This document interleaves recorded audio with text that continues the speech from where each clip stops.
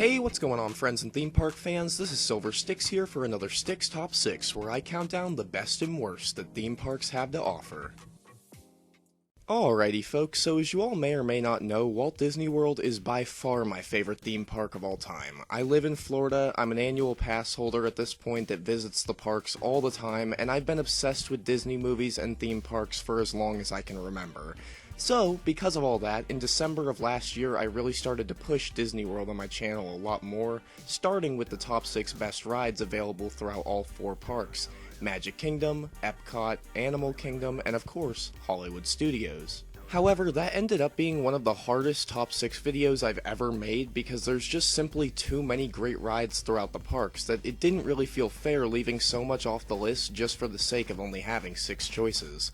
So clearly, as you can see from the title, today on Stix Top 6 I really wanted to revisit the best attractions Walt Disney World has in store for us, and count down 6 more of the best rides you can find throughout the parks.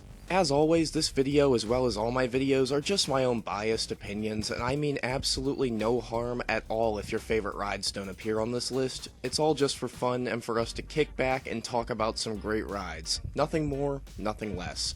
One last thing before we kick things off, if you haven't already watched the original top 6 best rides at Walt Disney World, then I'd highly recommend it first to get the whole picture. I'll leave a link in the description for anyone interested in that. But anyway folks, with all that rambling out of the way, let's jump right in to today's countdown.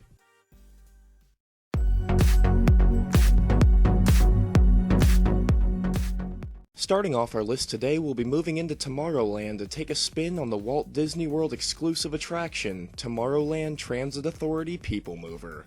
This ride is fairly simple in concept. It's a 10-minute immersive tour around the outskirts of Tomorrowland, showing off the incredible sightlines and attractions you can find throughout the land, even going so far as to take you right through Space Mountain and Buzz Lightyear's Space Ranger Spin, all while people are still riding them.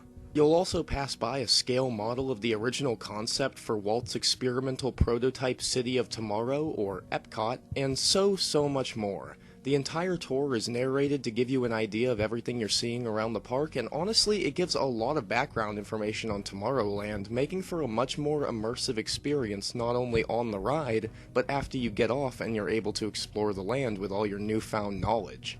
At first glance, this ride may seem like nothing special, but I promise it's unlike anything you'll experience anywhere else, and going on this ride is the only way to see these alternative areas inside Space Mountain and Buzz Lightyear as mentioned before, and trust me, if you're at all a Disney fan, you'll absolutely want to see these alternative scenes. It's almost like a behind-the-scenes tour that puts you right in the middle of the action, while also being a relaxing escape from the sun for 10 minutes. There's genuinely just no downsides to the People Mover, and every single person I've spoken to absolutely adores this attraction, so by all means, if you somehow haven't taken a ride on the Tomorrowland Transit Authority People Mover, do yourself a favor and get on it as soon as you possibly can. I guarantee you won't be disappointed.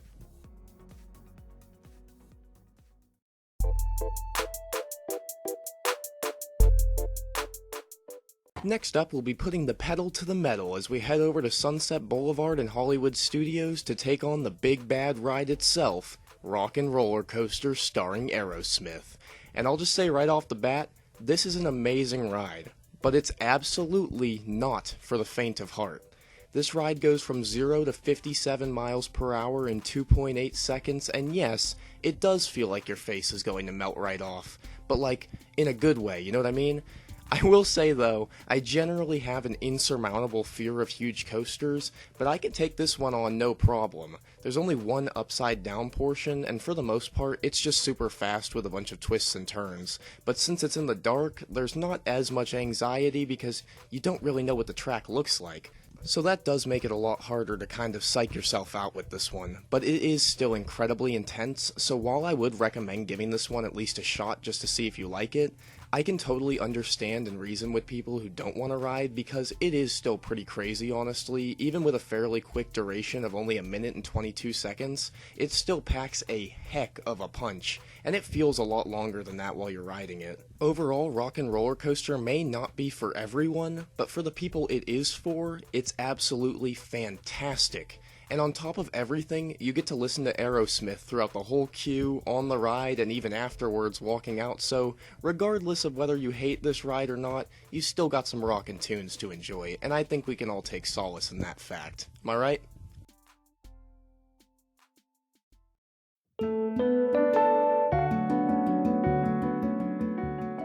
Sailing over to the Norway Pavilion within Epcot's World Showcase, we'll come across a fairly controversial choice for this list, Frozen Ever After. And the reason this is at all controversial is what Frozen replaced, and that, ladies and gentlemen, was Maelstrom. Maelstrom was an intense look into the Norwegian folklore surrounding trolls, and it was the original Epcot thrill ride and loved by many from 1988 to its closure in late 2014. 2 years later, on June 21st, 2016, Frozen Ever After was open to mixed opinions. People were saying it was a dumbed-down version of the original ride, people were saying it was a bad move to have fictional characters take place in World Showcase, and much, much more. However, on the other hand, people celebrated the new age, beautiful animatronics, loved the Frozen music added to the ride, and all in all, just loved the new layout. I just so happen to be on the side that loves this ride. Frozen Ever After uses the exact same track as Maelstrom did, including the same ride carts, just replacing the trolls with Frozen characters, and I personally think it works amazingly. And I actually think the use of fictional characters throughout World Showcase is really smart as well to get younger audiences or people like me who aren't the smartest interested in exploring the different countries. And I am definitely biased because I'm honestly a massive fan of everything Frozen related, but regardless, this ride is just great. It's a log flume coaster that lasts 5 minutes with a backwards section and a nice little 28-foot drop to keep you on your toes. And all in all, I just think it's a ton of fun. From the second you enter the insanely themed queue to the second you step off your boat, this is just a wonderful attraction that I think every single person needs to ride at least once before it's too late and possibly faces the same fate as its predecessor, Maelstrom.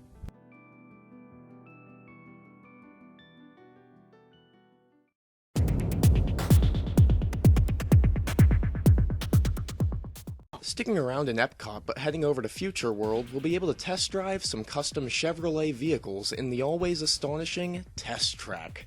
Ooh baby, I just love this ride. Feeling the wind in your hair as you race past the finish line at 65 miles per hour is just the most incredible feeling in the world. And besides that last speed performance portion of the ride, I honestly love the rest of it as well from start to finish. Building your vehicle in the queue, the crash test, the hairpin turns, and even just the vibrant Tron-esque theming blows my mind every time I'm on this ride. And one small detail that for whatever reason I obsess over are the seat belts. And that's because they're literal car seat belts that you pull over your chest, unless you sit in the middle of course, then it's on your lap, as if you're literally just test driving a new car. And it's so cool and immersive, I can't even put it into words. Overall, I just can't recommend this attraction enough. It's not too intense, so just about anyone can have fun on this one without anxiety or anything, and the whole ride itself lasts about 5 minutes, so you definitely get your bang for your buck with this one. And I always see people leaving this ride with huge smiles on their faces as they talk about how much fun it was. And lastly, as you leave the ride, there's actually a post-show area where you can race your car against other guests or even take some awesome pictures inside some crazy cool Chevy vehicles. Overall, from queue to exit, Test Track is a one-of-a-kind, legendary attraction that I consider a must-do when visiting Epcot, and it still remains stunning every single time I visit the park.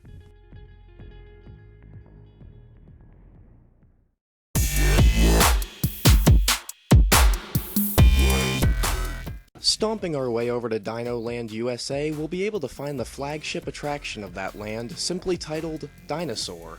However, this EMV dark ride is anything but simple.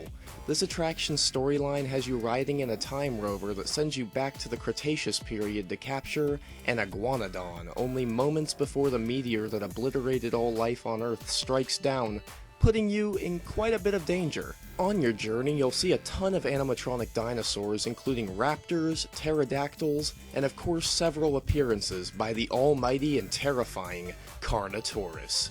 And almost your entire adventure takes place in complete darkness, with sounds amplified around you to intensify the experience even more.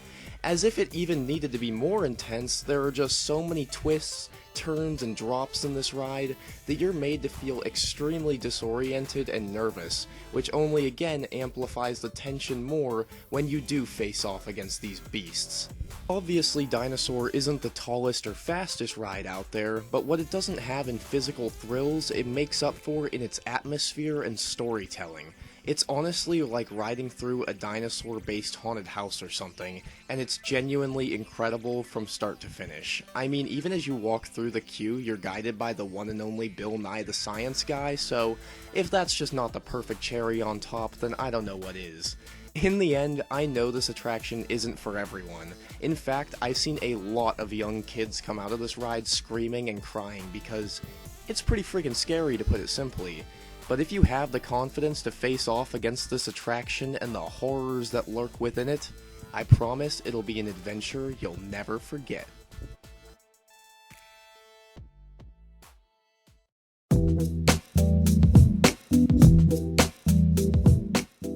Alrighty gang, today's honorable mention I'm sure will spark some conversation. Soaring over to Tomorrowland, we'll be able to explore the great beyond on Space Mountain. And I know what you're thinking, Stix, how could you put Space Mountain as an honorable mention and not number one? It's amazing, how could you do this to me? Oh! I know. Space Mountain is awesome. There's absolutely no debating that whatsoever. However, our Walt Disney World Orlando version has one giant glaring issue that sets it back to only an honorable mention today. And that, ladies and gentlemen, are simply the ride carts. So this is definitely a personal problem for me, but I'm basically just too tall for this ride. Whenever I try to sit down, my legs get cramped in and pushed up over the edge of the cart, and I pretty much feel like I'm going to fall off the entire ride. So because of that, Space Mountain, specifically in Orlando, because every other Disney park has ride carts made for humans, isn't really my first choice when looking to hop on a coaster. But I still totally acknowledge the fact that it's an incredibly immersive, breathtaking experience that you'll only get from the Disney parks. And if you are a comfortable height, then this attraction is beyond incredible by all means. I just hope one day the ride carts get an update, because until then, it'll remain as a well-deserved honorable mention.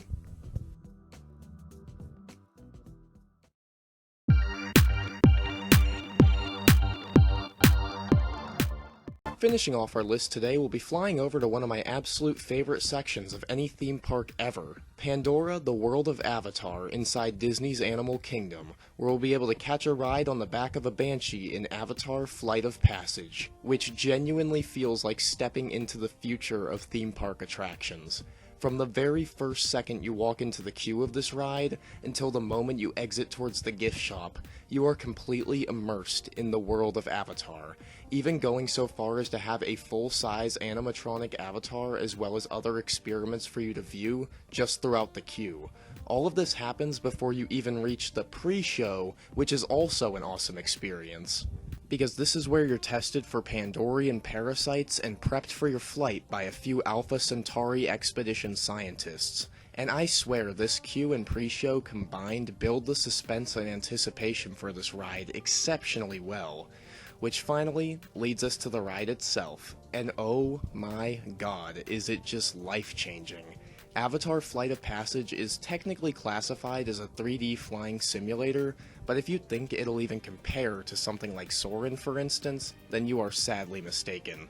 Flight of Passage is worth way more than a comparison of any kind at all. It's seriously on a new level of perfection, and it 100% genuinely feels like you're flying on the back of a Banshee with its breath against your legs as you soar through the beautiful Pandorian skies, alongside all the animals and plant life that live on that gorgeous planet. All of this and more takes place in a 4.5-minute experience that you will never forget. The wait times for this ride can be insane. Literally expect 3+ hours every day, but regardless of the wait, you'll still be wanting to go through it again and again, over and over for the chance to take flight just one more time.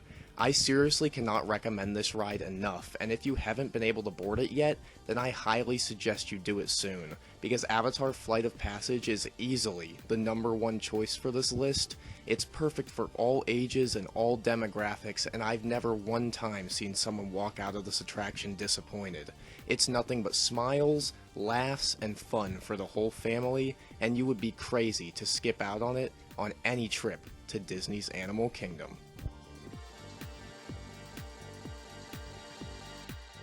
Alrighty folks, so that's going to about wrap up my Stix Top 6 Best Rides at Walt Disney World Part 2. I really hope you all enjoyed the video. If you did, please consider leaving a like, comment, subscribe, and share the video around. It'd mean a lot and help out a ton. Also, leave in the comments what your favorite and least favorite attractions throughout Walt Disney World are so we can start a conversation down there.